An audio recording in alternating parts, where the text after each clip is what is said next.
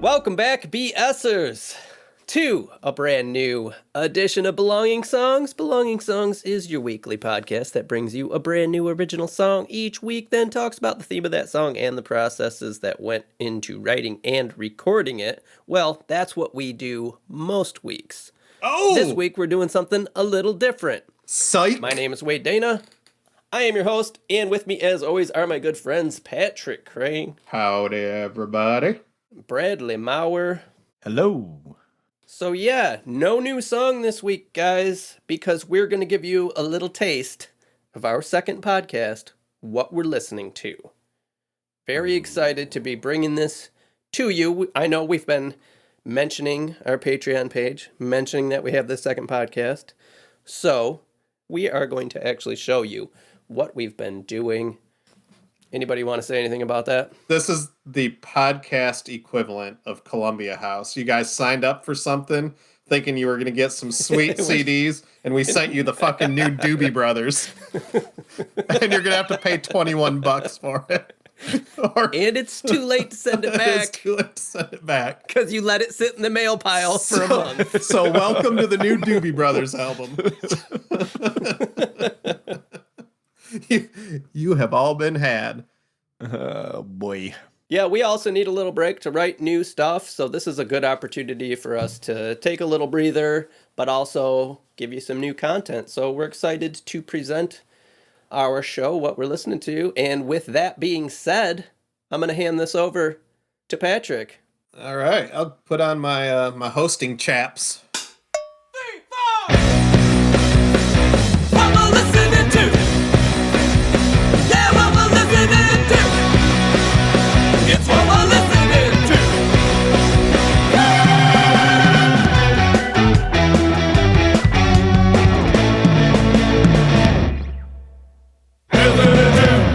But yeah, welcome everybody. We should probably tell them what the hell we've been doing over there in the Patreon world. And as soon as we figure that out, we will let you know. But essentially, we have, we've talked about this on the show before, but listening to new music is something that I think as you get older becomes more challenging.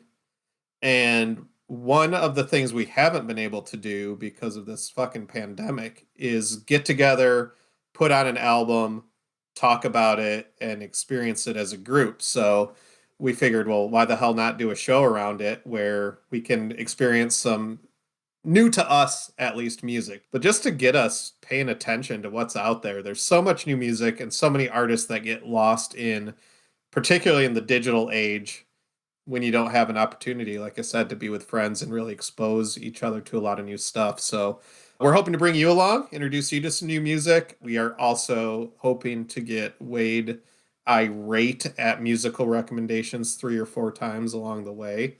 And ultimately, we're going to take you along for the ride. So this usually happens on Patreon because we also tend to ramble about some other things, particularly hot dogs and some trivia from where the artists hail from. We'll also get sidetracked onto just general discussions about how we listen to music, what we like to listen to, and sort of those anchoring points in our lives.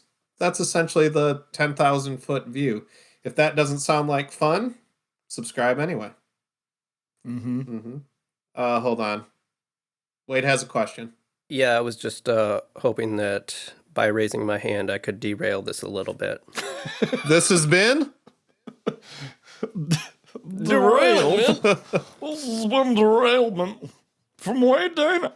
That reminded me too. This podcast that we're doing, the sidecast, isn't really even about music. It's just an opportunity for Wade to exact revenge on Brad and I for derailing every recording session of Belonging Songs. Constant derailer. So it makes Wade is feel correct. important, which is good, because we need to do that every now and then. Build up this kid's ego. But yeah, with me, as always, are still Wade's co-hosts. Me and Brad, and then Wade gets to be here too. Derailer. Welcome. What are we doing? I don't know. We're listening to an album. We'll figure out what we're doing as we get into it. That's how these always go. Today we are bringing you an album by a band called Deep Sea Diver from Seattle, Washington, home of Starbucks, of the Seattle Kraken, the NHL's Heard of them? newest expansion team. I haven't seen one game from them yet, and I own a Seattle Kraken hat. So It is a cool logo. that makes me a I fraud. would call it dope. Yeah. AF. dope. I'm going to cut that out. Could you please cut that out? What else does Seattle have? Ooh, Dave Coulier does show up in here? Seattle has a Space Needle that I don't think's ever been to space. What if it has been? There's mountains. Does it reach? What if it's Does it reach What if it's space? aliens hiding in plain sight? Oof. A Nuniki. So, Deep Sea Diver, we are listening to their third studio album, 2020 release, I believe. The album's called Impossible Wait. Impossible Wade. Oh boy. Oh, boy. Wade Possible. Wait. Reset. I don't know why that blanked out in my brain. I think I tried thinking of a comeback, and I know nothing about the cartoon Kim Possible. The wit is gone. It never This was. has been de-witted by Wade Dana. What do we know about Deep Sea Diver, Patrick? Did I mention they're from... If Brad's trying to keep us on the rails, this thing's gone way off. That's right. Brad's having to build the track ahead of the I'm train. trying to get us on the... I am sledgehammering my ass off trying to get the rails going on this son of a bitch. He's riddling. This has been... More rails! This has been Railing Brad Maurer. Don't search that. In the... Ooh. So anyway, This $5 band- will get you more of this. This is a band from Seattle, Washington. A band with 4 people called a quartet. Humans Maybe. playing instruments on stage and in the studio. The lead singer and guitarist Jessica Dobson, probably most famous for her work with the Shins. She toured with the Shins, and I think she was an official member for some part of their time. Has been a musician signed with Atlantic Records when she was 19. Has been a working musician for a long time. Her husband's in the band, who's the drummer. His name is Peter Manson. And then Garrett, I think I'm pronouncing this right, Garrett Gue on bass, and then Elliot Jackson on synth and keys. They formed in 2012, released an EP. I think they have a couple of other self-produced things before then. As any band does. As any They band does. They release an EP and then become Famous. ultra famous. Right, which is why we're like too busy counting our money, so we need an intern to do it. Well, I just learned something. Yeah. I just did a Google for Seattle hot dog, and you're probably going to tell us all Yeah, about don't ruin their my own thunder. style. I guess since Brad's running all the segues in the show, Brad, tell us what a Seattle dog is. I don't know. The Seattle style hot dog, sometimes referred to as a Seattle dog. Yeah, what's the key is ingredient? A hot dog topped with cream cheese. There it is. And sauteed onions. A smear Yeah. of cream cheese. So, you want to know about this Seattle hot dog, Brad? Yeah, I don't hate please that tell me idea more. right off the bat. I mean, it threw me for a loop there, but I'll try that for sure. So, there's this guy named Hadley Long who owned a bagel stand. This guy sets up shop in the Pioneer Square area of Seattle, and he starts slinging bagel sticks, right? Already an innovation. He took a bagel. It's already in the shape of a hot Yeah, dog. already in the shape of a hot dog. And he's putting smears of cream cheese on these things. And some Yahoo walks up to him. He's like, hey, Hadley, Slice that open, put a dog slap in a there. fucking dog on it. He's like, I don't do dogs. What are you talking? This is a bagel place. I do stick bagels. I've got cream cheese. Eventually, I'm guessing through like pressure from the government or IRS, he gets some dogs. So we're talking bagel bun, Bagel bun, hot dog, Yeah. cream Yeah. cheese. Man, sauteed onions. this- Wade, the fact gonna that we are rival the the age, Ripper. that the age we are and we don't know about this shit is I know. driving me bananas right now. Yeah, no bananas Because on the Seattle dog. That is a goddamn good dog. Keep going, because there's more, I think. Yeah, there's more. So the Seattle dog evolves, and it actually doesn't become famous in Seattle. It becomes famous elsewhere when people start creating, the Seattle style hot dog. Kind of explodes. Yet I still don't know about it at almost 43 years old.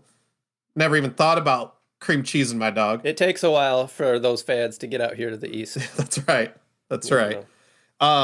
People start fucking putting potato chips on the Seattle dog. So now you've got chips, cream this cheese, keeps getting better. sauteed onions.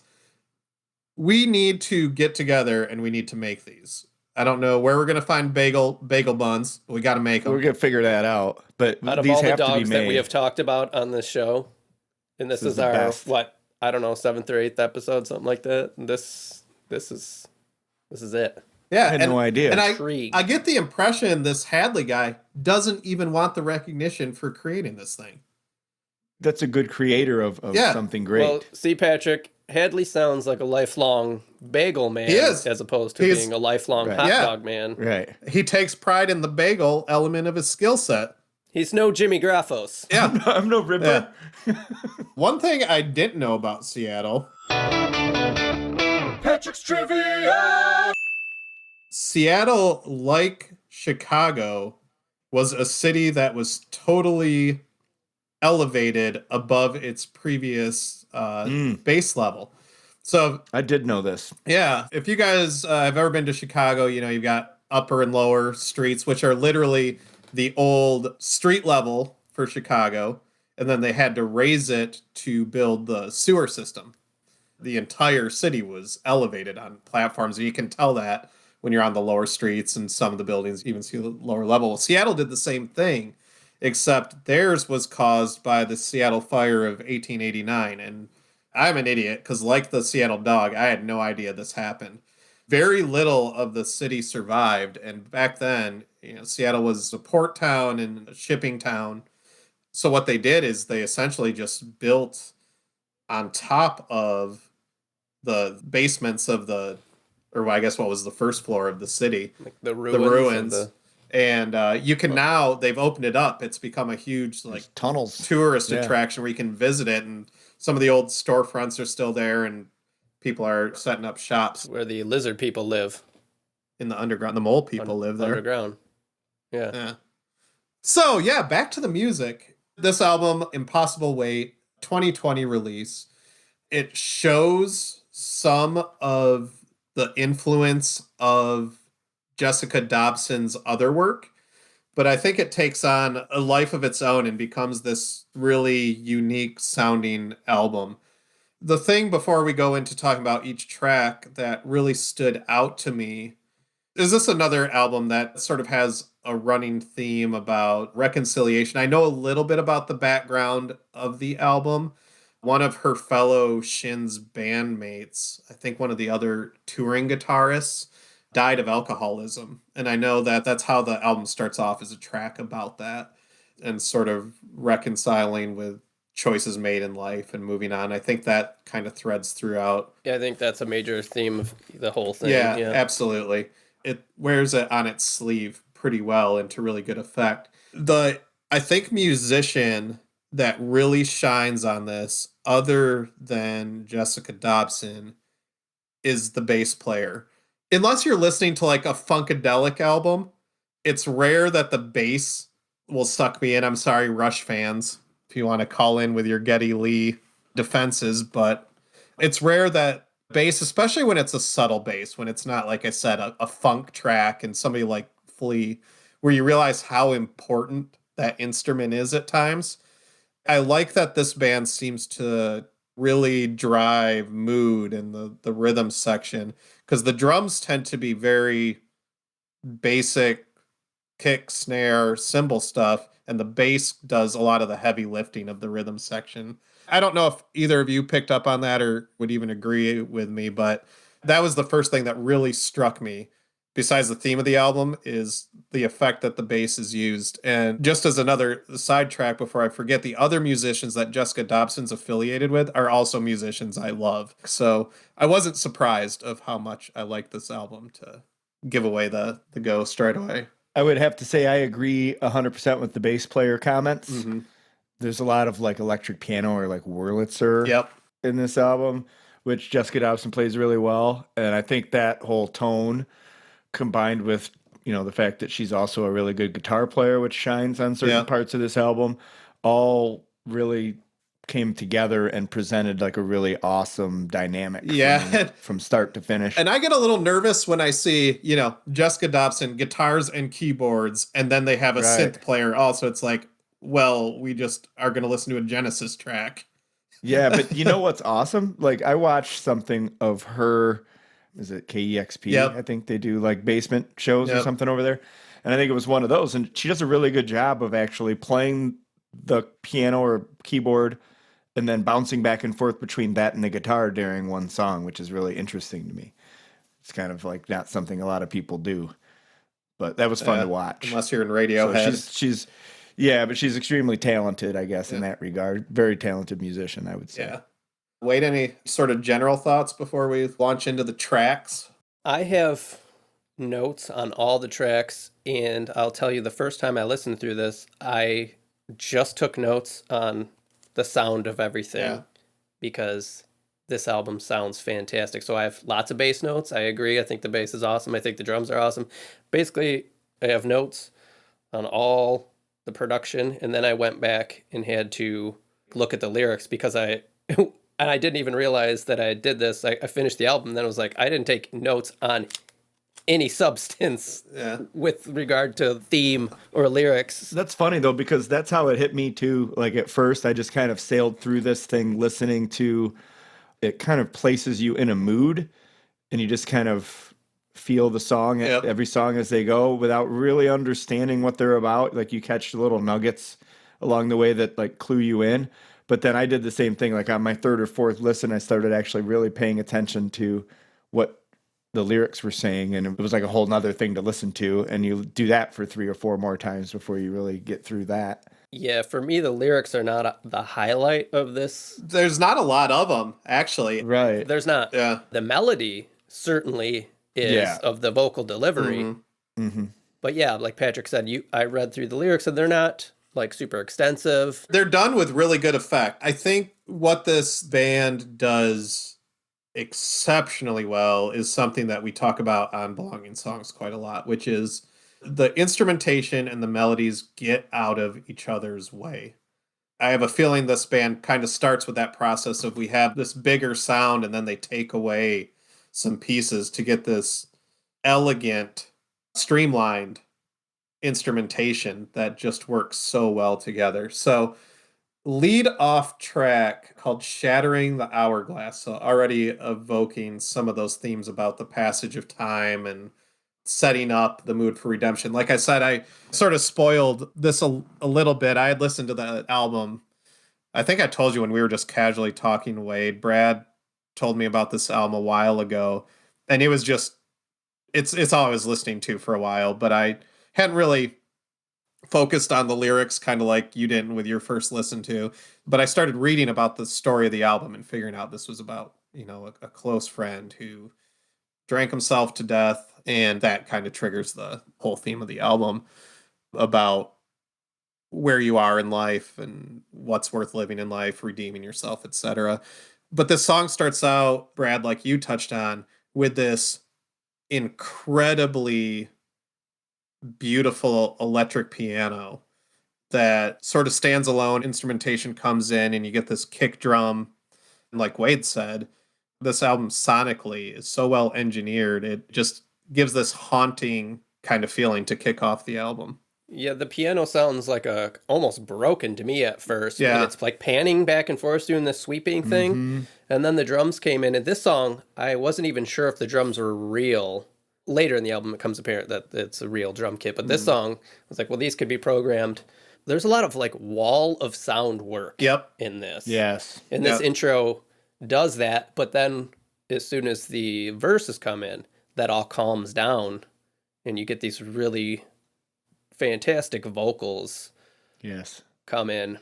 And as soon as this album started, my note is I'm in. Yeah. I loved the sound of this from the get-go. So I thought if Wade doesn't like this album, fuck that guy. I don't know what he likes. I said the same thing. It's one of those, how could you not? Yeah. Especially like, I mean, if you have any sort of appreciation for music at all, and it's sort of a cross genres a little bit, her voice could easily be singing in front of a different band and the whole thing would be a little bit different. And then combined with the content, it just kind of hits you all at once and you're just like, oh gosh. I can get this out right off the bat. This album sounds so good that I had to go and find out who mixed it, and I have notes on that later. We've mentioned, like, I listened to this the first time without even really grasping what a lot of the songs are about. I mean, you get a feel for it, but this song commits one of my cardinal sins in lyric writing and says the phrase, set me free. I didn't even notice it was happening until towards the end. I was like, oh, and it didn't even bother me because I was so into the sound of the music and the mix. The mixing on this is fantastic. BSers, this is an example of how mixing is done. Yeah, it's properly. a masterclass. Yeah. I will be listening to this over and over again just for the production As value. reference. Yeah. Yes. And listening to the albums this mixer has done. And I've got notes on what those are, and you will be like, oh yeah, that makes sense now on who else he's worked with. And I'm very curious to hear that because like that was exactly what I've always noticed. And I was always like, this is how I want a lot of my stuff to sound. I just never know how to get it there. And you always try, and we get as close as we can. But like the production on this whole thing, from the starts and the stops and the dynamic sets and all of that stuff on every song. And there's one that comes up later that we can talk about when that hits. But it's so all I guess just I could really say well that done. now. Yeah, who did mix it? Daryl Thorpe.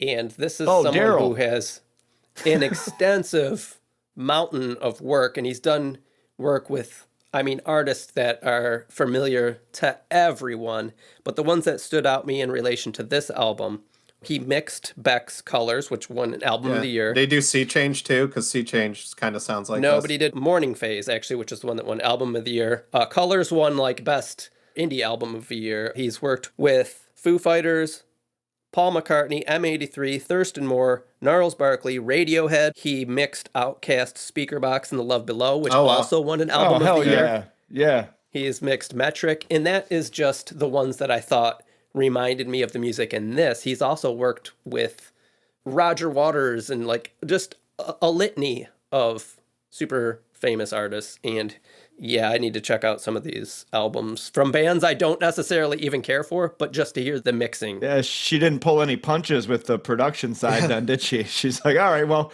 we're going big. That's the very first thing that hit me with this song. Like we mentioned, it was just so well executed from the mix and production standpoint because, you know, live it's good. Like I watched a couple of live presentations of it and the song's good, but you don't get this sonic like feeling. Thematically, this one is, you know, reflecting on one's choices, and Patrick, you hit on that. I didn't know the story about her friend drinking himself. That's funny to to me this, because... Oh, is that funny? Well, this has been Brad Maurer's insensitive comments. It's not funny, ha ha, especially after what I'm about to say. But when I was, you know, I was mentioning that I listened to it for a while, and then I was listening to the music part of it. And then when I got into the lyrical part of it, it happened to be when I was going through what I was going through with somebody that passed away also. And so like it really hit me at this time where I was like, oh my gosh. And it spoke perfectly to the situation that I was kind of in and muscling through.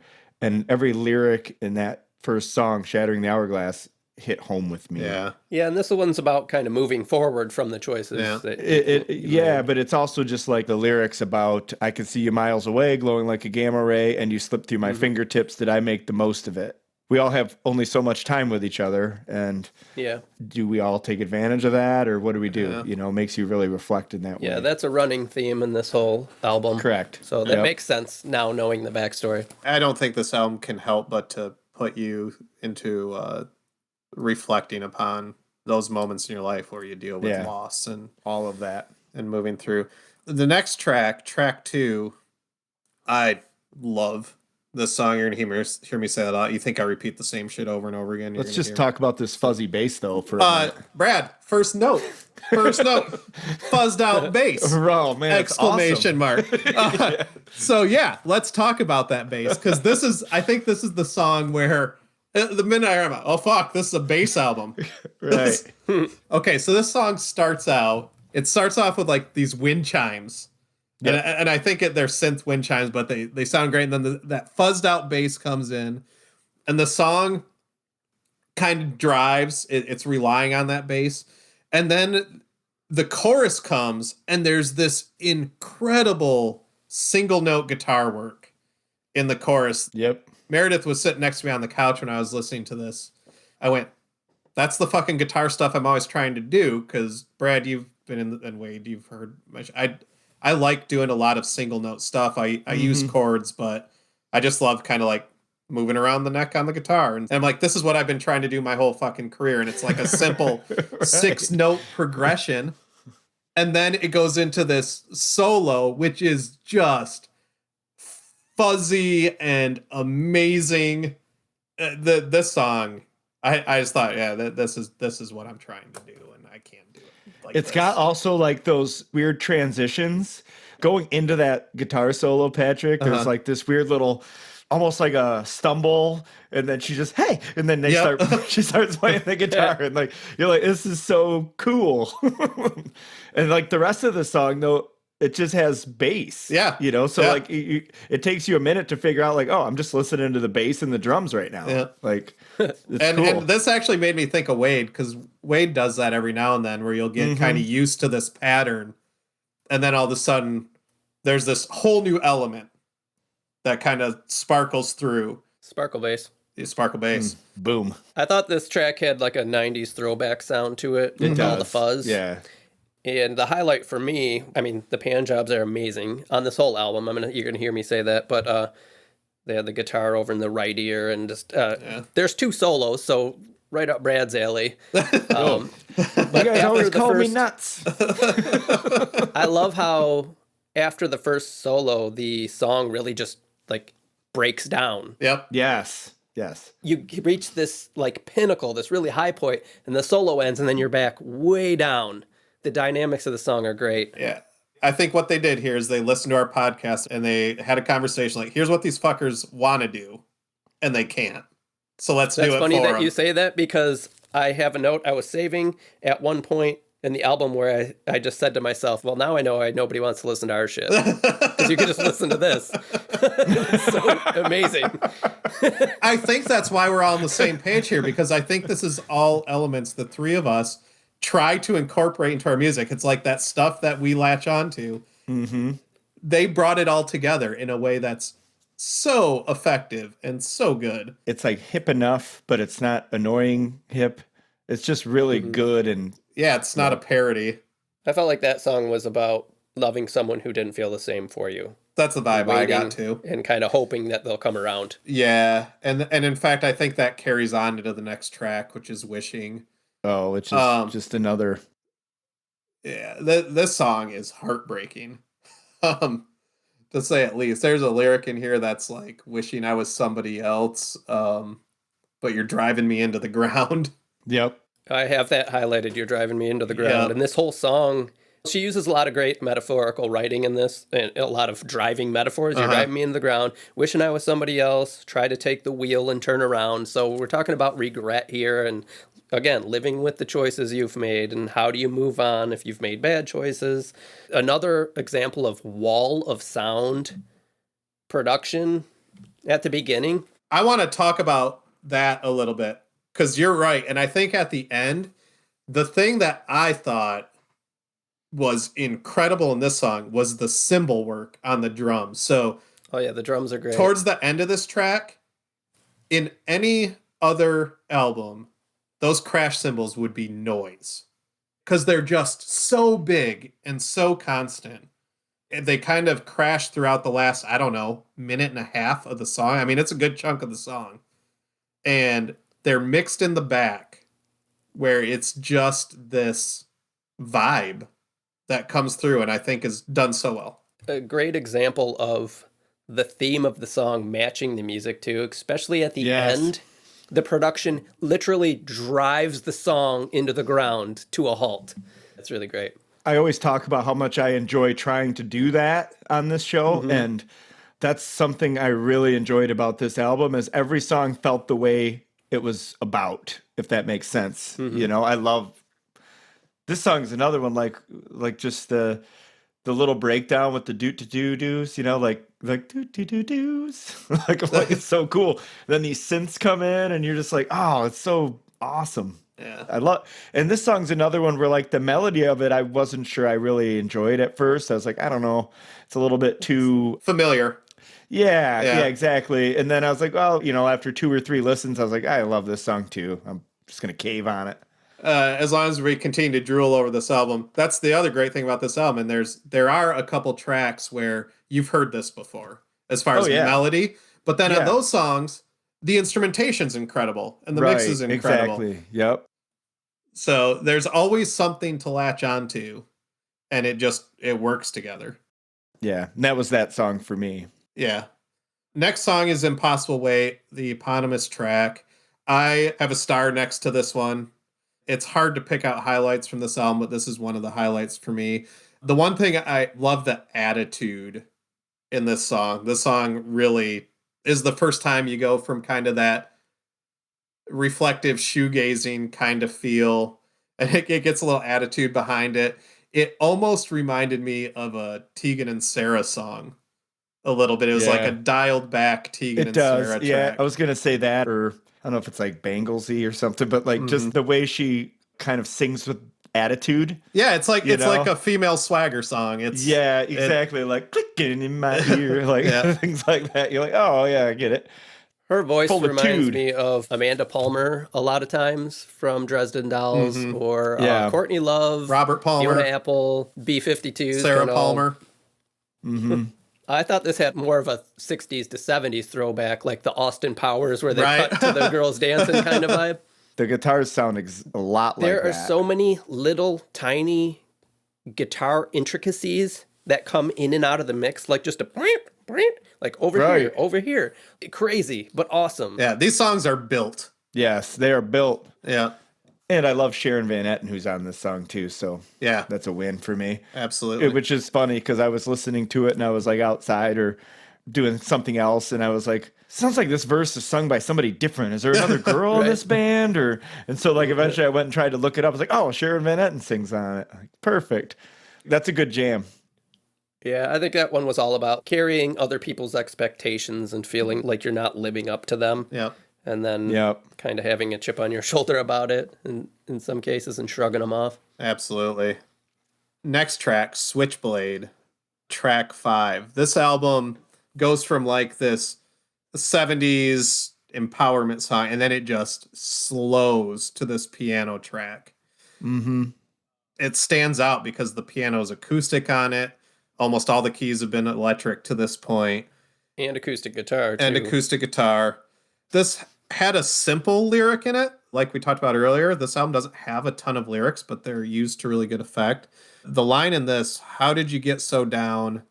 It's harder than you think," really resonated with me. And on a personal note, this reminded me of like when I am in my darkest depression and I can't peel myself off the ground. I'm drinking more than I should. I'm eating more than I should. I'm not talking to friends as much as I should. It's hard. Yeah, my note on here is depression, self-doubt, inner monologue. Yeah, people are like, how did you let yourself get there? And you don't respond with "it's easy." It's like, it's hard. You fight against yourself. It happens, and you can't help it. Yeah, and then there's another Wade note on here. This one, again, I love this song. It does say, "I just want you to be free." Right? That didn't even bother me. No, none of the cliches bothered me. It starts really toned down, but it doesn't stay that way. No, the solo is screaming. Yeah, this track gets a real dirty and unruly solo and really kicks it up. Yeah. In the end, brings it back down. I thought this had a very Beatle-esque feel to it. Yeah, that's a good way to look at it. You know, it reminds me of the Beatles. It has like some of those little short melodies. Yeah. Some of those Remember little when he was in the Beatles? Yeah, that was cool. That was awesome. That was awesome. Yeah. Remember when you were Paul? I'm an idiot. Remember when everybody thought you were dead? Yeah. Stupid. I am the walrus. But I am like the walrus. there's like these little short, and then they go. Little Then you don't hear them motifs. again for a while. Yeah, and That's because that George reminds Harrison me of needed to Beatles. do some work. It's like I'm a Right. Beatle too. Underrated Beatle. Probably the most underrated Beatle. it jams pretty hardcore for like It really the solo. does, And If you listen to it out of context, you wouldn't call it a screaming solo, but in the No. context of the rest of the song, you're like, Jesus, that's an exclamation mark. It's gnarly. Yeah. this whole album really, but that song it's a lesson in dynamics. Yeah. It's weird. Like when I write songs, it's a traditional sort of build. And this is a traditional build, but it's just done so masterfully. Like they do it in such a way that it's like completely organic and not exactly expected. Like before you even realize it's being built, like you're just moving to it all. Yeah. One of my favorite know? things is holding drum and bass back Yeah. on a song and then having them come in at the perfect spot and kicking it up. Yeah. Like, Yeah. great. But This I song think does the that. beauty of it is like not even noticing that they're there when they come in. It's just like all of a sudden everything's sort of that song especially was a nice slow climb, which is cool. Yeah, absolutely. Then we move into track 6, Hurricane. You are like one of them. Mm-hmm. You rocked me like one. Yeah. Also, Too Sweet of a Cocktail. We've got a middle track here for me. Oh, This yeah. is not nearly as strong. This is where I wrote the note. I understand why nobody wants to listen to us because this is great. But then this track came on. I was like, okay, we could hang with this. Well, that's all we write is middle tracks. Right. This is our issue. We were not all see the writing issue? hurricanes. We're all writing hurricanes when it's impossible wait time, baby. Right. That's the issue. Hello. Even thematically, my only note is C Switchblade, which is the song before, because I think it is the exact same theme Yeah. being reiterated. And compared to the rest of the album, this song and the next one for me are middle Oh, wait a tracks. minute. Ooh, we're yeah, gonna yeah. wait on that. I need to Don't honk, get pump nuts. the brakes. Yeah. Yeah, don't get ahead of yourself. Let's just talk about Hurricane real What quick. I will agree with you on Hurricane, if there is a forgettable track on this album, this is it. I thought lyrically it wasn't as strong as the rest of the track. Like it uses stuff we've heard before. Right. You know, look, hurricanes come through, our relationship's a disaster, or my life. It's the is deep right. sea diver song that you play to your friend who's not really into music, and you're like, you might like this one. But yeah, now I want to move on from that song because I think we do have a strong bit of contention because what you called the next song, like Hurricane, this is my favorite song on the album, is Eyes Are Boom. Red. Oh, that's crazy. Don't be afraid. Both of you guys? I don't know that it's my favorite, but it contains my absolute favorite part of this album. I'll explain that. Wow. This track opens with like this synth, I don't know what to call it other than synth jazz. It's like a pad. Yeah. Right? Yeah. It's like this weird combination of dancey yet ethereal. The thing's 6 minutes long, which is weird for like this Yeah. song to be. I think it could be at least 2 minutes shorter for sure. See, I don't though. I don't. I really like how long this song goes on. I was listening to this, and when I was like, this song should be about over, because I thought it was a middle track, and it was only halfway done. Yeah, but And nothing else happened. it's- It was all just noise and solo and great background noises, though. you have the song that plays, Yeah. and then it stops, and it's just doing this groove. And when that guitar comes in, dude, that Oh. is... Brad, You have like the chick, and then it stops. It's just the bass grooving. oh, Brad. Yeah, And that's you're like, interesting. This one totally lost me. This- oh, Like, it's so fucking sweet. This solo too, I think she toured with Lindsey Buckingham because it has Right. so. Oh, dude, yeah, it's a Fleetwood so Mac. Fleetwood Mac. Yeah, yeah. It's But I love it. It's like a little yeah. one notey, like wiggling your finger. Yeah, it starts off just like the solo in The Chain does. It's that Yes. like that Yes. tremolo. That's a good reference. It's Yes. it's so good. And I love that. Like, Yeah. it's not a complicated solo, but again, Yep. it goes back to dynamics and how the sounds coordinate and work That's together. funny, because like to me, this had the least dynamics because it was just that for like 2 minutes. Yeah, I disagree. I guess in terms of loud and soft, yes. But how it makes you feel and how you move through the song, I love what this does because it turns into like this groove. And Yeah. it's just, I love getting lost in that. When I was listening to this song, I could picture the band in their rehearsal space jamming this song to get it written. And actually, Wade, for a lot of music, that would piss me off. I hate Fish for one. I hate jam bands. Fucking hate them. But this sounded like... We just lost half our listeners. Yeah. I could literally picture them in their rehearsal space. It starts with this bass groove, and they're just playing over it until they have a song. I think if you're talking dynamics per square foot, it is hard to compare that to some of the shorter songs where things move so quickly and so well. And because of the fact that this is the longest track on the album, you may lose some of that, but I'm with Brad. I think they did an amazing job with a 6-minute song. And then it fades out from the groove. Like, I think it's just great. Yeah. And I think this was a more inner monologue trying to move on from pain theme. Yeah. It's muscle through it. Yeah. So that's interesting. Maybe I'll have to listen to this one again because it totally lost me. So we're moving on to track 8, People Come and Go. This has some super interesting modulation, like on the pianos, guitars. The only issue I had with this song is, like Hurricane, I feel like vocally, this is one of the weaker performances. Instrumentally, I love this song, but I feel like I've heard these vocals way too many times. It uses the same, slipping away and something more and out carried away and all the same references. But I like what it's about. Yeah, and again, pulling out the bad songs on this album, they're still fantastic. Exactly. It's a great thing. I like, right where you are is right where you belong. Sometimes that's something you need to hear, I felt like this was coming back from the middle tracks. This is where I got back into it. I loved the drum and synth. They're really dry at the beginning of this song. So it brings you to a more intimate space.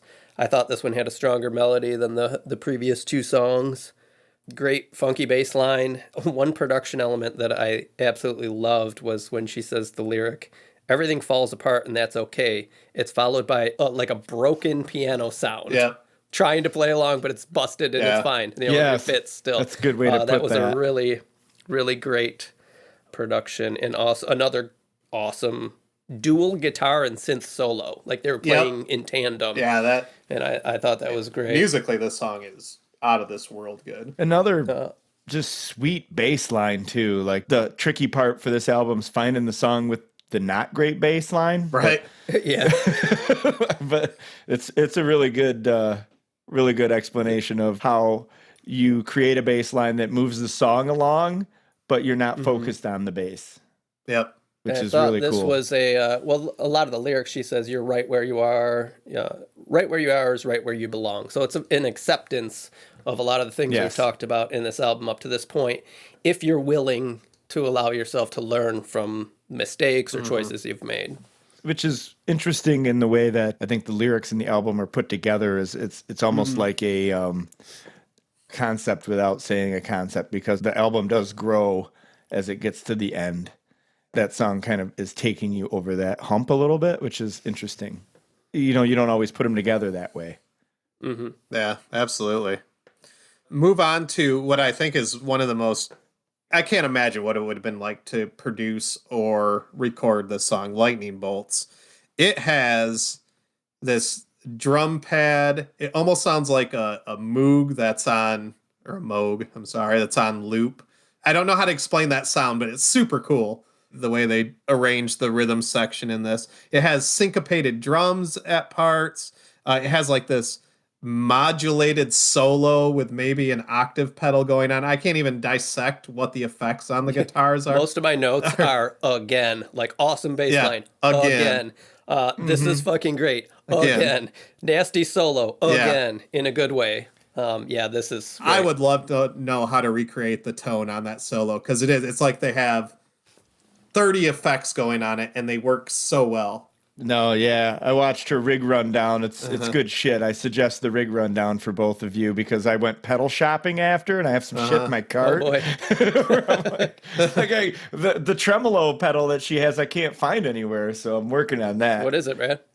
Oh shit! Hang on. Oh, you can I do should it. have. You can do it I with. should have been prepared. Can do it with the Kodiak, man. Are we getting JHS Kodiak technical? will do anything.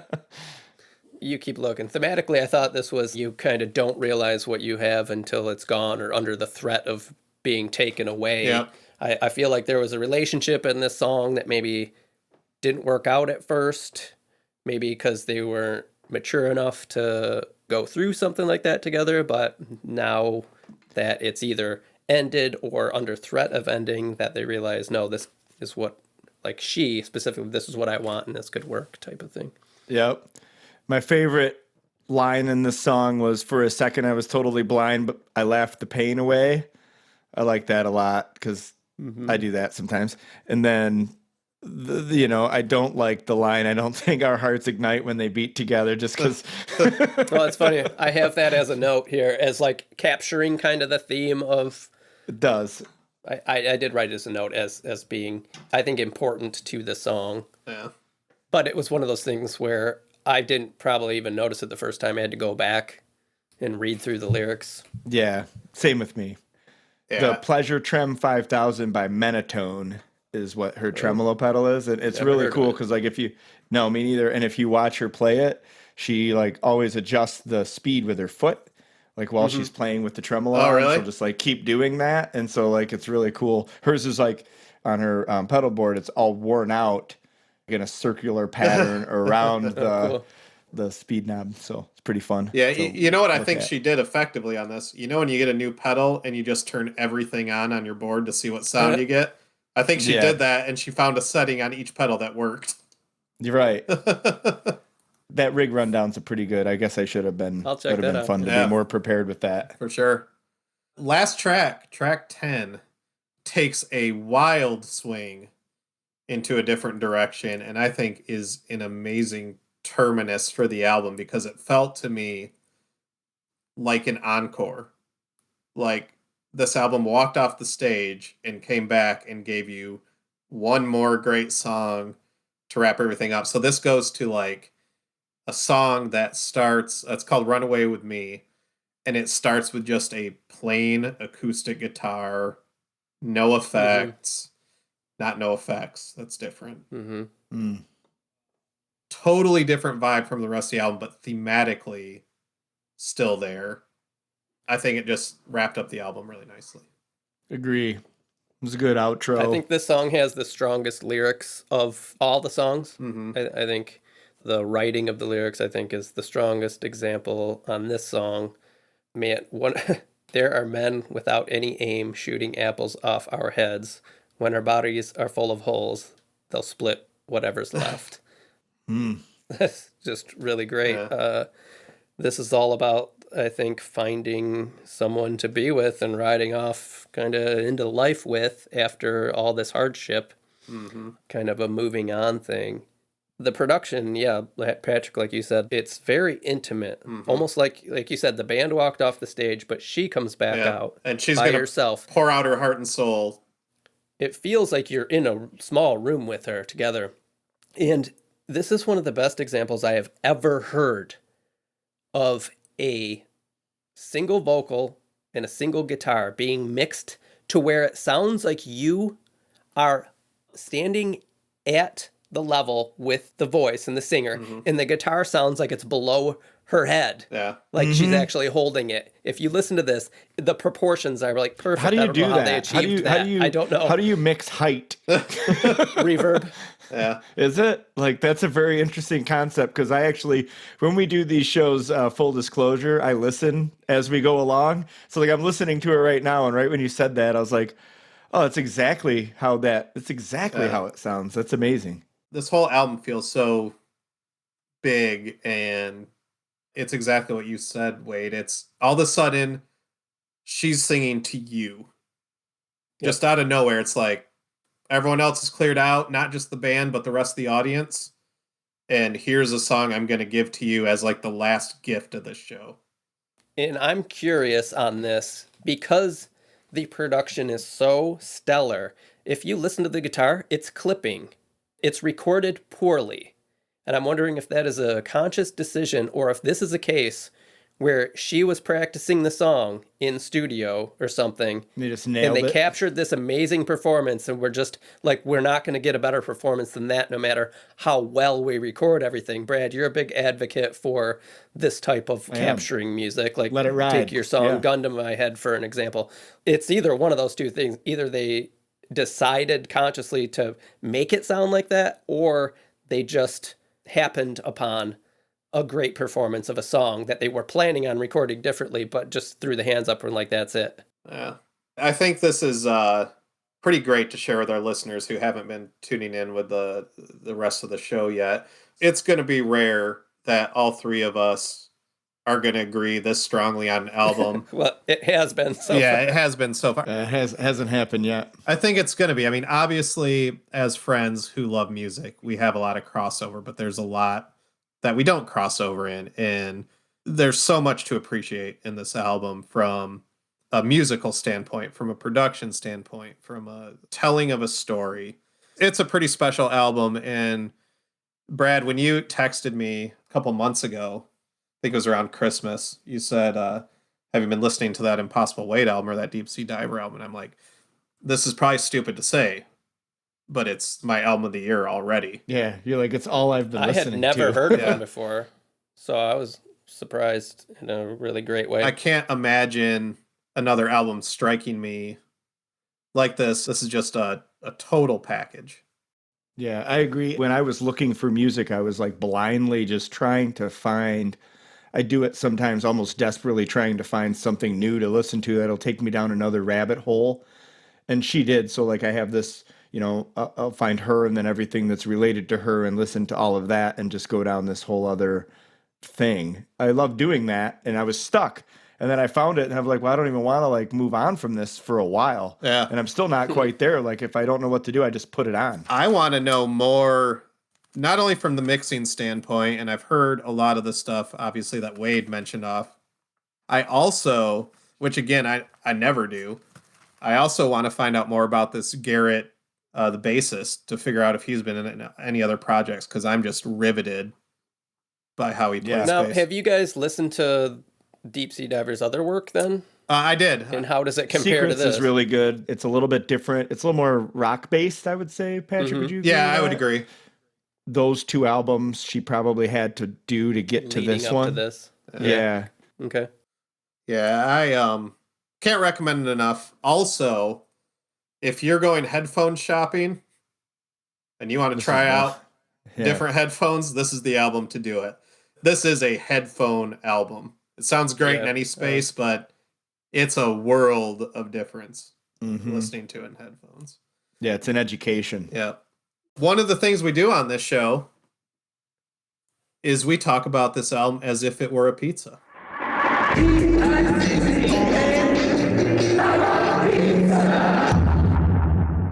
Mm-hmm. So, Brad, Oh god. if this album were a pizza, talk to me about it. This is it's a large, right? So it's maximum value. I get all of my regular toppings on it, things that I know I love. So you got your basically everything. And I get it from a place that maybe I don't normally go to, but I found it all of a sudden and I'm going there all the time now. Like they have the one pizza there that I love and I go there and I get it Yeah, you're going 2 nights in all a row. the time. Two nights in a row, not an issue. Yeah. Not an issue. That's the best I could do on my pizza analogy right now. Wade, let's talk pizza. Oh, this is definitely a large for me. And coincidentally, I ordered myself a large pizza last night in real life. IRL, as the kids say. And this is a good relation to this album. So I ordered, exactly what I wanted at the time. I got more sauce than cheese because I like that on my pizza. I got me some pepperoni, some ground beef, some green peppers, black olives. It's exactly what I wanted at the time. I ate it. It was delicious. I loved it. There's a couple pieces that I didn't eat. So like those 2 songs I didn't really care for, but they're still in the box and I'm going to eat them today. Mm-hmm. And I would order that pizza again and again and again. I can't recommend listening to this enough, especially for the production value. Yeah, I'm really glad that we listened to this because I didn't know about it before. This for me, no surprise. This is a large. And the next day when I go back, I'm ordering 2 of them. Mm-hmm. The other thing that this pizza does, so the crust, the wheat is hand milled. I mean, this is someone out of an act of love that's making this crust through unnecessary labor. Sauce, tomatoes were grown out back. And then what this pizza does, which is weird, is it has different sections with different toppings. And every one of them is an interesting combination. Like Pizza Hut and Taco Bell. Yep. There may be 1 or 2 slices where the toppings are like, not as good as this slice over here, but I'm devouring it. I'm eating until I'm uncomfortably full, and I'm going back the next day. This is the best pizza I've ever had, at least in recent memory. Yeah, it's great pizza. Yeah. I'm super stoked that you guys loved it because you always get a little nervous when you send something over saying, hey, I think you're going to like this, but I'm always nervous with Wade because he's a crapshoot. I think when you look at the 3 of us, like Brad, you and I have very similar musical sensibilities. Like I said, all 3 of us cross over in a wide box. Mm-hmm. But I think it would be a Venn diagram. Yeah, it would be. Wade's just got a lot of different stuff in his circle over there. We might overlap a little bit more. And he just kind of dips in. There's nothing I like doing more, I don't think, which is why I like doing this show, than saying, hey, I think you guys might like this. Listen to it, and then somebody actually does. and I think as evidenced by the counter on the clock and how long we've been recording on 2 albums today. Right, exactly. We're over the 3-hour mark. I am looking forward to when we can pop this on vinyl, sit around, maybe have a whiskey, and just enjoy it, together in the same room. I could be a totally different person by then. I might not like it anymore. That's true. And our listeners may wonder what the hell we're talking about when they listen to it. So let us know your thoughts as well. Where can they do that, Patrick? They can do that by emailing us at bs@belongingsongs, checking out our Instagram at belongingsongs, checking us out on Facebook, or if you work for Discord, shooting us an email every 5 minutes. DistroKid. Or DistroKid, not Discord. That's a different site. We don't have a Discord. We need to get on the Discord with the kids. Ian Mackay, everything's fine. Just keep emailing us. If you work for Discord, email us, though. Yeah. Keep emailing us. Take what we can get. Ian Mackay, keep emailing us. Brad, we got any emails from DistroKid today? Oh, yeah. Hang on a minute.